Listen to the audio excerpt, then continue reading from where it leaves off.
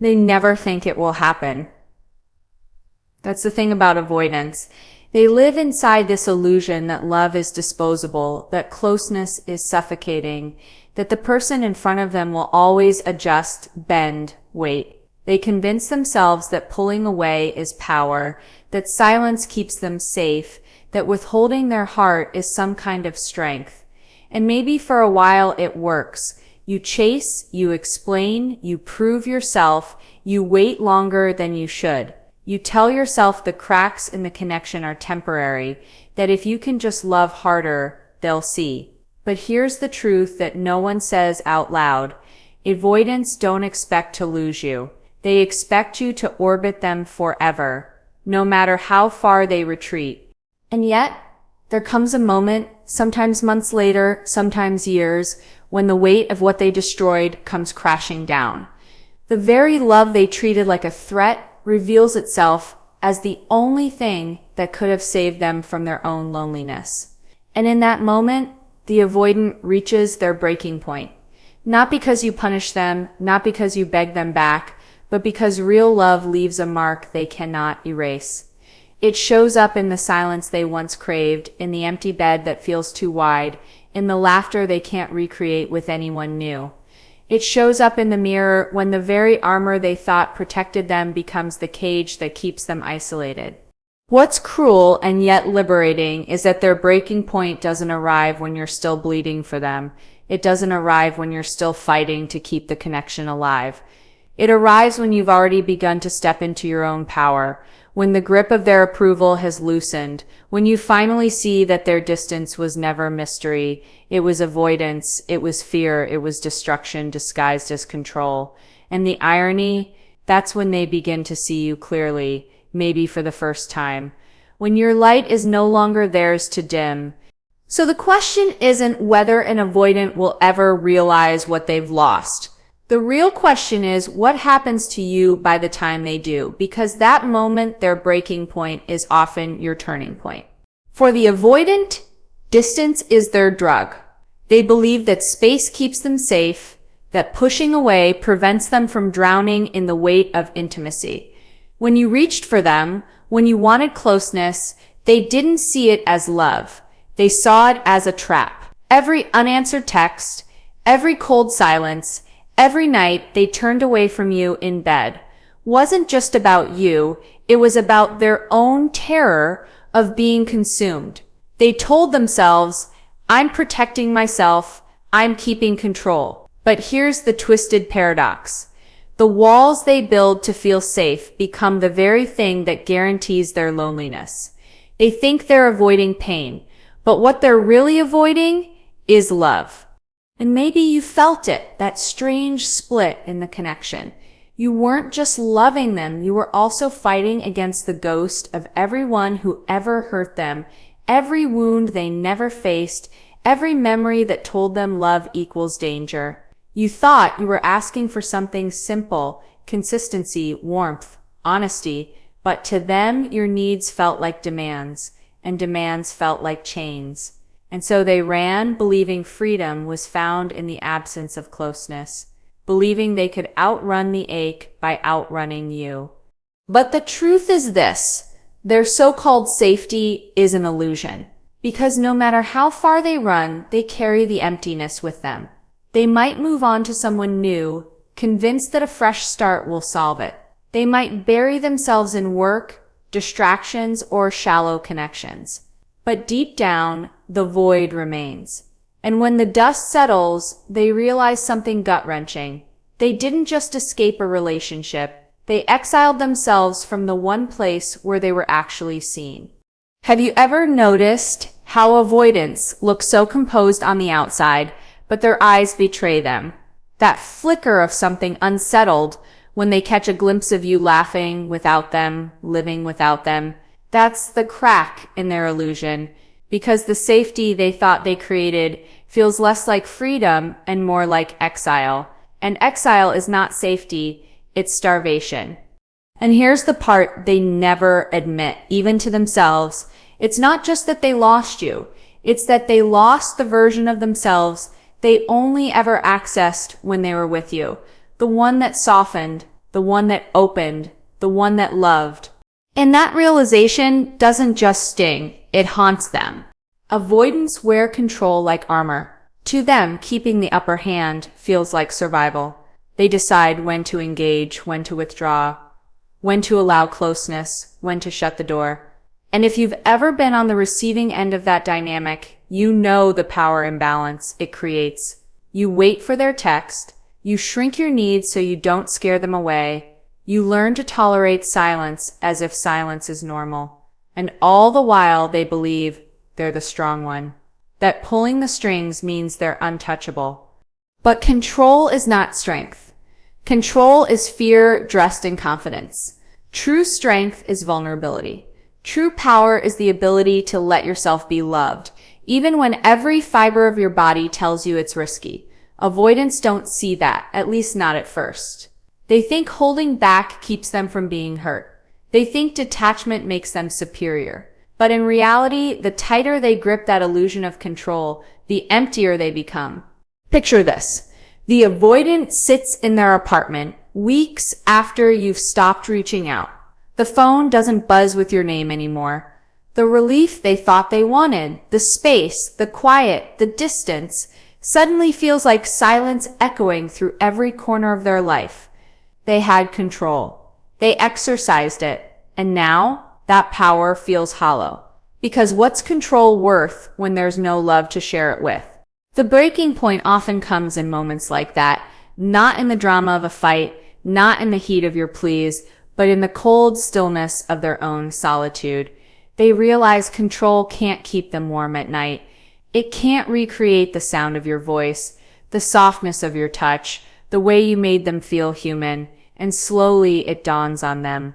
The fortress they built to keep love out has become their prison. And here's where the story shifts for you. Because while they collapse under the emptiness of their own control, you begin to rise. You start to see that needing love was never weakness, that asking for connection was never too much, that what you brought to the table was the very thing they were too afraid to hold. If this is landing for you, subscribe.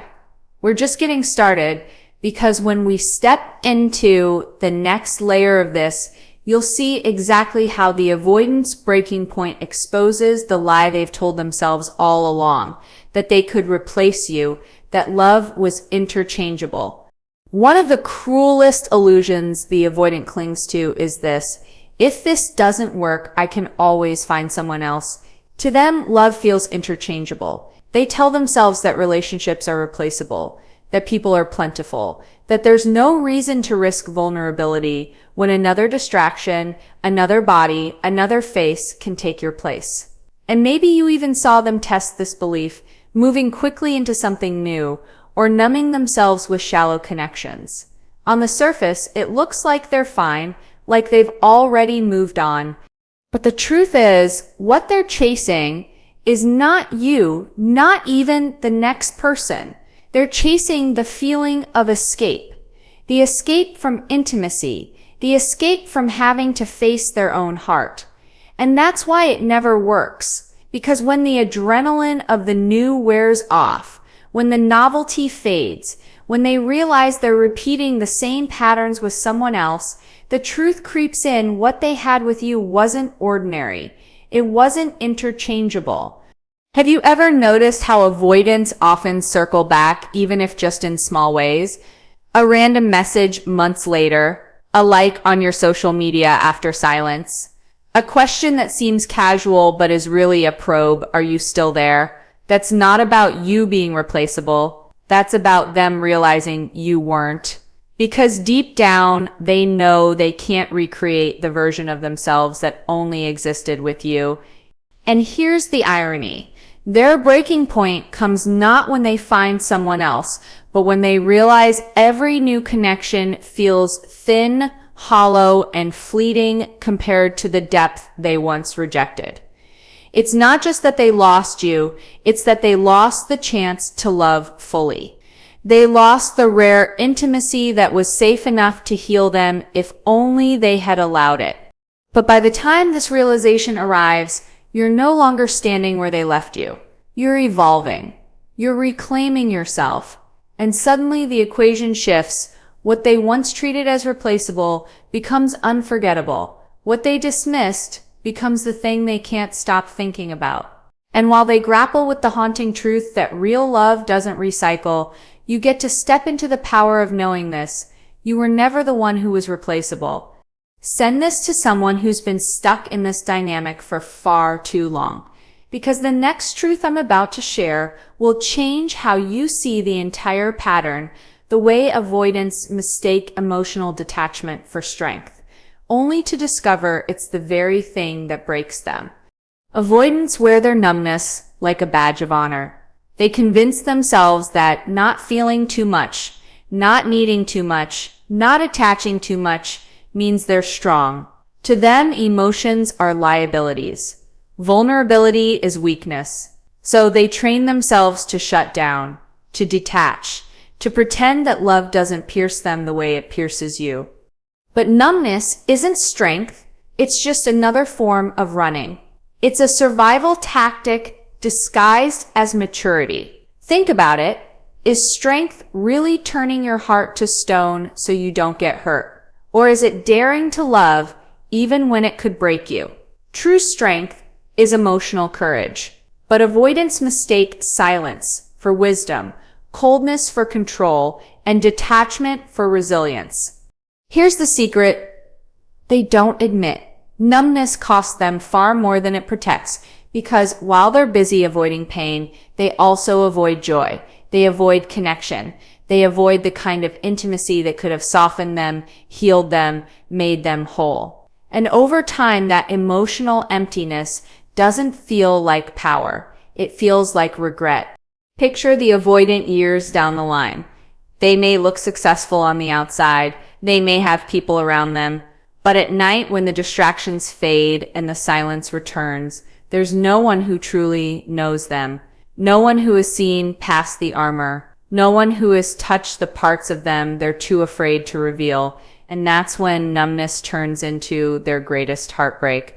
The realization that in protecting themselves from pain, they also protected themselves from love. And this is the breaking point. Because numbness doesn't last forever.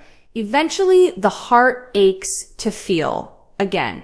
The soul hungers for connection. And that hunger is what brings them back to the memories they buried, the people they pushed away, the chances they destroyed.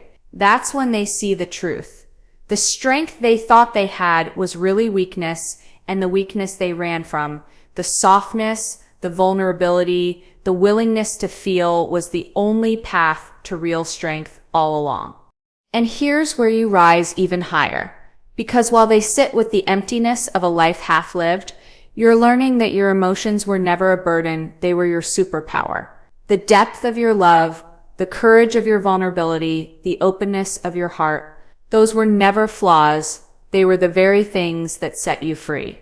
Stay with me, because the next core shift reveals something even deeper, how avoidants convince themselves that time heals everything, when in reality, time exposes the very wound they're running from. Avoidants love to tell themselves, time will fix this, I'll move on, I'll forget. It's their safety net.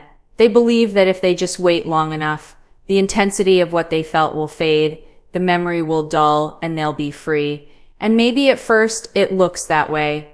Days pass, weeks pass, and they seem composed. They look like they've bounced back, like life goes on without you. But here's the truth. Time always reveals, time doesn't erase real love. Time magnifies it because time strips away the noise, the distractions, the rationalizations. Time has a way of pulling off the mask and showing you what's real underneath. And for the avoidant, that's where the illusion cracks. What actually happens is this. The longer they're away from you, the clearer the contrast becomes. The temporary flings feel thinner. The new connections feel emptier, the distractions lose their shine, and suddenly what they thought would fade begins to sharpen. They remember the way your laughter filled a room, the way your presence softened their edges, the way your love gave them a safety they didn't even know they needed. And time doesn't dull that memory. Time etches it deeper. Here's the part that shocks them. They thought time would heal, but instead time confronts. Because months, sometimes even years later, the regret creeps in. The realization hits them at unexpected moments when they see something that reminds them of you, when they hear a song, when they're lying awake at night, replaying the choices they made. That's when time turns from a comfort into a mirror, forcing them to face what they ran from. And this is where the power shifts for you, because while they're stuck circling back to the past, you've been growing forward. You're learning to heal, to thrive, to create love that meets you where you are. And here's the truth. The more time passes, the more obvious it becomes that you were never the one who lost. They lost you. And no amount of time can ever give them back what they refused to receive when it was right in front of them. So the illusion of time healing, it doesn't work the way they hoped. For them, time becomes the teacher that delivers the harshest lesson. You can run from love, but you cannot outrun your own heart. And that takes us to the final core shift, the moment where everything comes full circle, the collapse of the avoidance defenses and the birth of their deepest awakening. Every wall has a breaking point. And for the avoidant, the walls they've built around their heart eventually become too heavy to hold up. At first, those walls feel safe. They keep out the risk, the vulnerability, the intimacy that terrifies them. But over time, those same walls close in. What once felt like safety begins to feel like suffocation. This is the collapse. It doesn't usually come with fireworks. It comes quietly. In a moment of stillness, in a sleepless night, in the echo of loneliness that won't go away. It comes when they realize that the life they built on control, detachment, and self-protection isn't actually life at all. It's survival. And survival without love eventually feels like death. And here's the awakening, the avoidant. Finally sees that the very things they ran from, vulnerability, intimacy, the risk of being hurt, were the keys to the love they always craved. It's a painful awakening because by the time they arrive here, it's often too late to repair the damage. They look back at you, at the love they once dismissed, and they see it clearly for the first time. They see that your openness was strength, that your love was rare, that the connection they treated as replaceable was actually the one thing their soul was starving for. For them, this collapse is devastating. But for you, it's liberating, because this is the moment you finally understand the truth. You were never too much. You were never the problem. Their walls were, their fear was, their inability to choose love was. And as they awaken to what they lost, you awaken to what you deserve. The story ends not with their regret, but with your rebirth. You step into a new chapter of love, love that doesn't punish you for needing, love that doesn't shrink away when things get real, love that meets you with equal depth and devotion. And that is the transformation. Because the avoidance breaking point is not just about them. It's about you reclaiming the power you always had, the love you always carried, and the truth that your heart, your open, courageous, vulnerable heart was never a weakness. It was the prize all along. So remember this. While their collapse is the end of their illusion, your awakening is the beginning of your freedom. We've walked through 6 profound shifts, the very cracks in the avoidance armor that eventually bring them to their knees. First, they realize that what they thought was indifference was actually their deepest attachment. Second, they discover that control isn't strength. It's fear disguised as power. Third, they learn the hard way that love is not replaceable, no matter how many distractions they chase. Fourth, their numbness, once mistaken for resilience, becomes the very emptiness that haunts them. Fifth, the illusion that time will heal it all shatters when time becomes the mirror that forces them to face their own heart. And finally, the collapse, the moment their defenses crumble and they awaken to the truth they fought so hard to avoid, that real love requires vulnerability, and without it, life becomes hollow.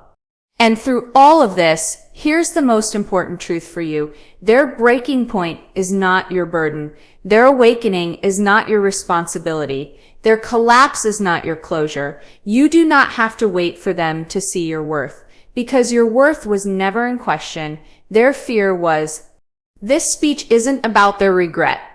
It's about your reclamation. It's about understanding that the very qualities they couldn't hold, your depth, your openness, your willingness to love, are the very qualities that make you unstoppable. So if you've ever wondered whether you were too much, let this be your answer. You were never too much. You were exactly enough. And one day, whether it's with someone new or within yourself, you will see that the love you offered so freely was the rarest gift of all. And that is where your power lives. Not in waiting for them to come back, not in hoping they'll finally change, but in rising into the love story that was always meant for you, one that doesn't run, doesn't hide, doesn't collapse under fear, but expands, grows, and stays. So hold this truth in your heart. While the avoidant breaks under the weight of their own walls, you rise free, stronger, softer, and more radiant than ever before. This is your awakening. This is your turning point. And this is where your new story begins.